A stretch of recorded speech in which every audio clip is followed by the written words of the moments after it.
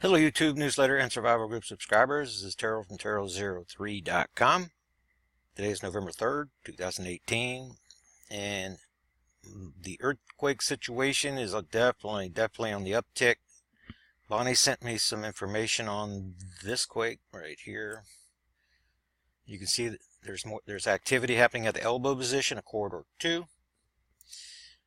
Large mag quakes pushing up, coming in our direction right over here. And what this video is really about is this is the last week of activity that you're seeing right here, but watch what happens when we take it just right to what's just happened. You see that quake swarm area that's forming right here? And that's going to be in this location that's right here. This not looking good. This is a heads up for California. And because of what's happening all around. Remember, this is the convergence area. You see the activity in Cascadia is still kicking. Even though it's not that much, you see there at the 10-kilometer depth, that's because corridor 2 is pushed further over. Corridor 2, this arm that's right here. This one where I say corridor 2. Since Galapagos mantle plume connection was made, this blob has gone out in this direction. I'll show you more evidence to support that here in a second. Here's the elbow position, corridor 2. So we get deep earthquakes over here. The energy goes through corridor 2, turns around, and you have activity at this elbow position. You're seeing that right now. Larger magnitude earthquakes. This is what I was warning you about before. Whenever we got hit with the 3.6 mag quakes up here in Cascadia, it was because of what was happening down here and the energy that was going up this corridor. Similar situation, and now we see a quake swarm area forming right there.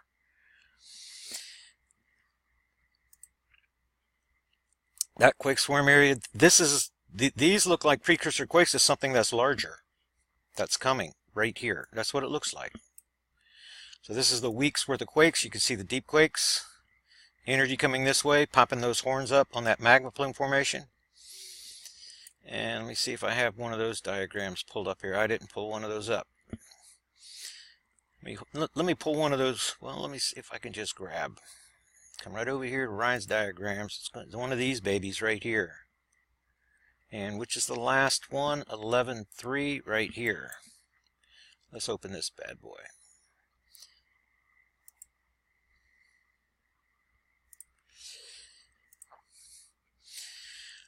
Okay, so what this is showing us, look at all the information shared on this diagram. This is really something. I really like this. Now what's going on? Earth mantle transition zone, 410, 660. See where the magma plume formation is growing inside of the transition zone. It's being assisted now by these mantle plume connections, like this one at Cobb. Like this one right here at Hawaii. You see this connection of the mantle plume is broken. Mantle plume crust, core crust connection broken. That's because the energy is going into the plume. That's why there's no activity. Well, it's going to be little bits of activity, but nothing like the ongoing gush that was going since 1983. That's been cut off. Galapagos has been cut off. Which means less of a threat for Hawaii, but more threat for the terminal end positions of where this magma plume formation is growing. It's just growing because of these new mantle plume connections that were made May 2018. That's what's changing everything. So since these mantle plume connections are made, now we have this blob that I just showed you. It's moving towards this convergence zone. The blob in transition zone, deep in the earth, is going in this direction, but you're getting background harmonic tremor activity. The background noise as this train is coming. And then you have activity along corridor 2 and you have activity along corridor 1. This is the convergence area. Origination zone, convergence area right here. And when you see where we are in the solar system, Libra constellation, Jupiter, this is more realistic mode. Notice how things are kind of further away. And see the Earth right here, Libra, Black Star, Mars orbit path. It's about right here. As you can see, we're getting ready to pass behind November 3rd, November the 20th, 22nd. That's the dates that we're shooting for. So as the Earth moves 1.6 million miles per day in that direction, activity is going to go up. We're going to get a powerful, if you guys remember at the 90-degree position when I was saying powerful electromagnetic jolt, the reason is because the magma plume formation grew out of control through the entire summer. We got to the jolt position and bam, got hit. All that big earthquake activity now, and then the mini lull that we're in right now. Let me show you that diagram. That's this diagram right here. This is the mini lull that I've been talking about that we've been moving through. This is where we had all that big quake activity. Now we're moving into this part right here with the uptick. And then we're coming to this line right here. Our alignment line. This is over here is where we get the electromagnetic jolt just after passing the 90-degree position. Same thing in February. Over on this side. Just after we get that 90, but this is a gravitational electromagnetic line right here.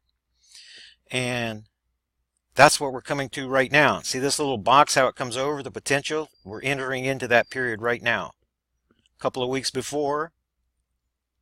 Right? So, mini lull. By the time I'm making this report on Thursday, this mini lull is going to be behind us, and we're going to be over here in this period right here, getting ready to come behind the sun, and this line right here.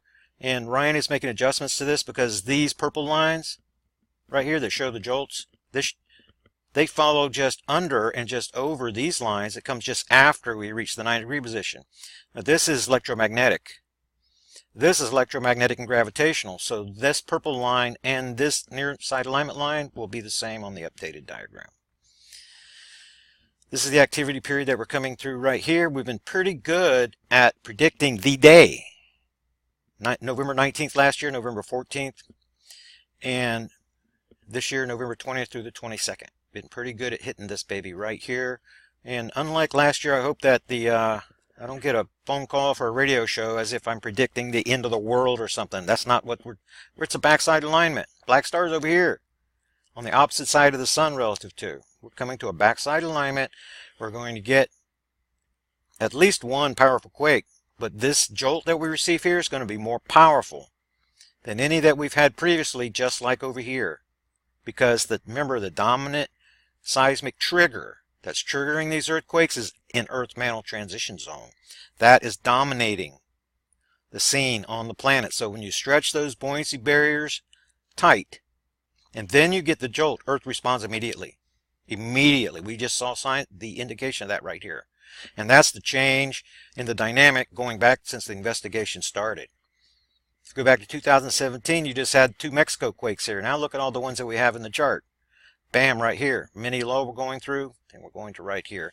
And then we're going to see if this 7 magnitude earthquakes for 2016 and 17, they happened in this box.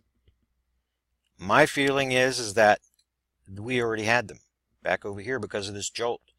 But we're transitioning to a new dynamic. It's changing under our feet since May. Powerful jolt, powerful jolt. Each of these jolts should be more powerful from now on. Earth will respond immediately. So I'm anticipating. That's what we're coming to whenever we get to this position right here. And so we're already in that, the mini lull looks like it's behind us. Looking at the Earth, the way it's responding.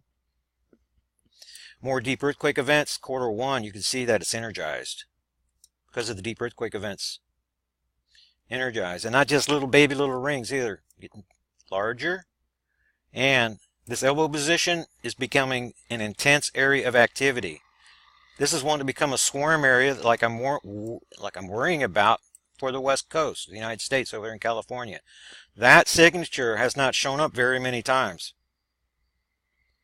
Just like this, that rapidly. All that's within a day. That's not the kind of activity that we've seen previous. Now that we're in the uptick period, all these guys are bouncing up. These are the older quakes. See this guy that popped off 5-6 days ago? Bam. And then now we're seeing more activity pushing in this direction. Then the swarm forms. We still have activity in Cascadia because this corridor is energized too from the deep earthquake events, sending energy deep inside the earth up these corridors. So what's going on? Then we look at the other side, see the increased activity? Rather recent. As this quake swarm area is forming, we're seeing more activity near Iceland because the tip of corridor, get you that other diagram right here. See this one right here? This one extends all the way over from here, goes around, wraps around the North Pole. You see the end of where this one is here in Iceland? Yeah. One is pushing towards Europe, 2 is pushing towards Europe, 3 is already Southern Europe, and this blob right here is going to continue to grow. This leading edge is also pushing towards Europe. Big time convergence area right here. Like there's a big time convergence area right here. Cascadia in Europe. Cascadia is showing signs first. And the other earthquake that I wanted to show you, pardon me. The other earthquake that I wanted to show you is over here. This quake swarm area. Look at the one that struck at 151. This is it's in Romania. I think that one's already pulled up. The 5.5. Let's come back over here. Did I pull up the 5.5? Yes, right here in Romania. North of that quake swarm area. Closer and closer to the supervolcano under Germany. That's what I've kind of been expecting. Now that activity is increasing along corridor 2, I'm expecting that activity to go north. We should be getting warning signs from Europeans, the geologists, that have focused attention on the supervolcano that's right here, because the activity that we've seen down here, Mount Etna, the activity that we've seen, new volcanic eruptions in France, that seems like it's coming too. This corridor is active. Usually we get hit here first, then we get hit here second. Whenever the activity pushes through Gibraltar, then we have a new volcanic eruption right here. And now that this activity is going north, I'm definitely not saying that supervolcano is going to erupt, but like Yellowstone, background, periphery, harmonics is pushing more and more waves underneath. More and more activity is coming for this area right here, and we're moving towards the uptick period. Though we're still almost 3 weeks before we get there, so watch for the intensification. Electromagnetic, more and more electromagnetic energy is coming into the Earth. This is where we're going to be on November the 20th through the 22nd. We're going to be directly on the behind the sun relative to the black star. So right now we're over here. We're moving into that position, so things are lining up. And the increase is going to take place as we're coming to. So buoyancy barrier stretched tight, like more and more electromagnetic energy coming from the sun and black star together on the same side of the planet. So danger, danger, danger is the way that the pattern is shaping up. I mean, you guys know me. I don't do these kind of reports usually. Don't have to do them. There's not much going on in a week since I gave you the last report, but you can see right here things are changing, particularly for those that are on the U.S. West Coast.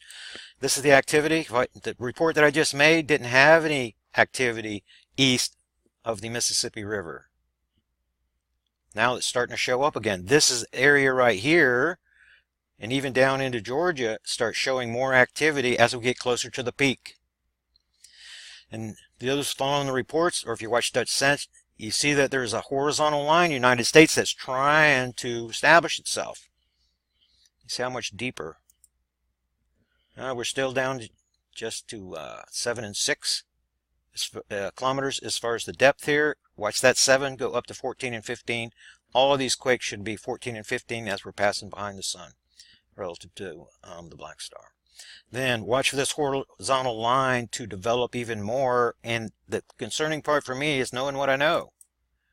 Is knowing that this line right here forms when we're coming to the alignment, and we have a quake swarm area on this end where corridor 2 passes underneath. With all these earthquake activities, you have the 4.1, now you're having a lot of earthquakes. I don't think these are aftershocks of a 4.1. These all look like precursor quakes to something bigger that's coming right to this area right here. So be on your toes. What's going on? Do you see what's happening to the south? You see this large ring here? When we see these large rings forming up, guess which direction they're going? They're wanting to go in this direction. We just got struck up in here where you can still see there's activity. This type of activity at the 10-kilometer depth, that's magma plume triggered right there. Corridor 2. The terminal end is not far from here.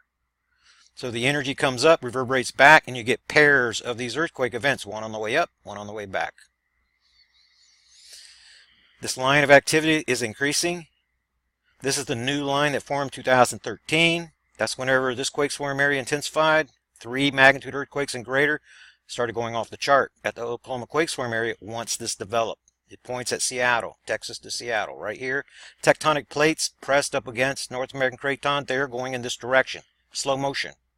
Slow motion tectonic cascade since Solomon Island, February 6, 2013. That's where this new line of activity comes in. And if you read the grim report from the Russians, it came out the summer of 2014 after this formed, because as these tectonic plates open up, they only have to open up a little bitty bit to create the opportunity for slippage. But then you get a signature, magnetic signature from underneath the United States. So whenever the Russians are looking down on the United States, the magnetic signature is changing because of the separation of the tectonic plates around this North American craton right here, this side and this side. The activity. If you run this back a month, you can see it more clearly. And after we move past this uptick period, you're going to see it very dramatically, because that's when this is whenever this activity around the North American craton intensifies. So again, you can see a convergence, large activity at the elbow position down here, large, large.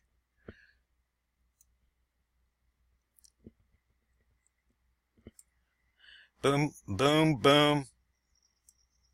Quake swarm area. Don't be surprised if you see one of these large babies right here and a lot of people are affected. Don't be surprised, because you can see the pattern right here. You can see the horizontal line forming.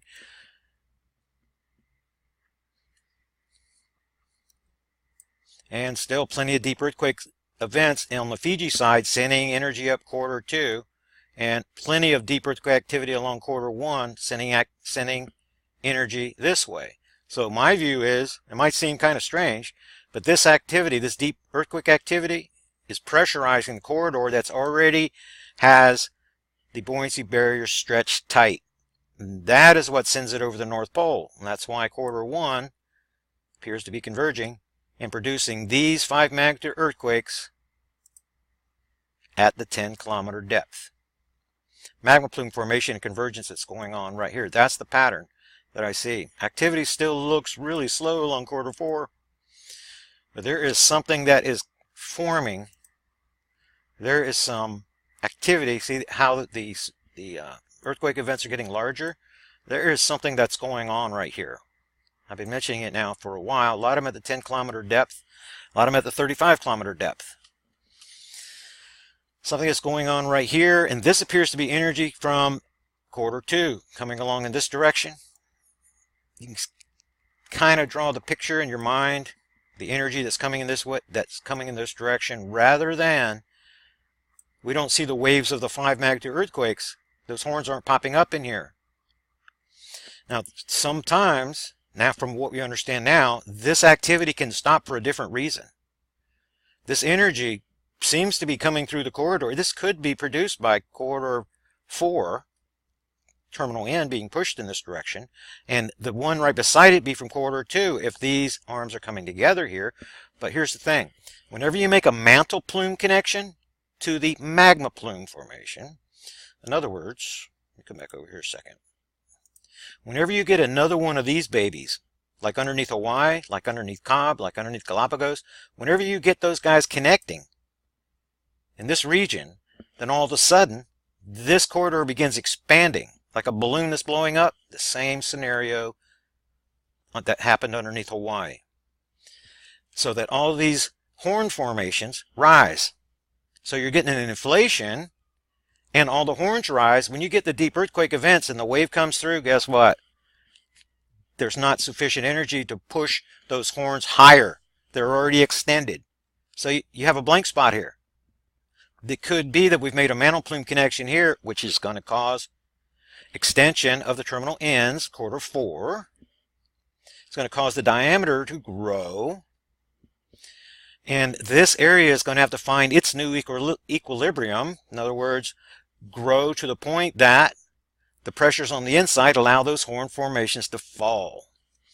And that is these formations right here, that being drawn right here. When you get the energy coursing through, the horns raise, and that creates the 5 magnitude earthquake at the 10-kilometer depth. It's happening all around the planet. Sometimes they disappear because all these horn formations are already pushed up along a corridor. So the energy goes through, can't raise the horn. We have to wait for the formation to find a new equilibrium. These horns fall. Then when you get the deep earthquake events passing through, they pop up again, and then all of a sudden corridor 4 will become the most active corridor because it found that new equilibrium. That's what we're talking about. So those are the things that I'm watching right now. Appreciate Bonnie sending me in the earthquake information so that I open up Earthquake 3D a little bit earlier, get you guys an update report. And this is the way that I see things shaping up based upon, from the perspective of Project Black Star investigation. It's going to be slightly different or greatly different depending on like Dutch Sense and other people that do this kind of thing. It's going to be a little bit different because we recognize the trigger, the deep magma plume trigger. So that's what you get from Project Black Star Investigation, and get more information right over here at the website. So hope you like this video. Hope you share this video with other people. Let's get the numbers up, and I hope that I'll be calling your name as a supporter of the research this coming Thursday. Appreciate you guys' support very, very much, and I'm making more and more of these videos, keep you guys informed. So thanks again. The article will be published in the upcoming newsletter on this warning, and we could see the result of what's going on over there in California before Thursday comes. So I may be making an update report on that. It sure looks like California is being primed for something larger that could be very destructive. Thanks again. I'll see you guys on the next report.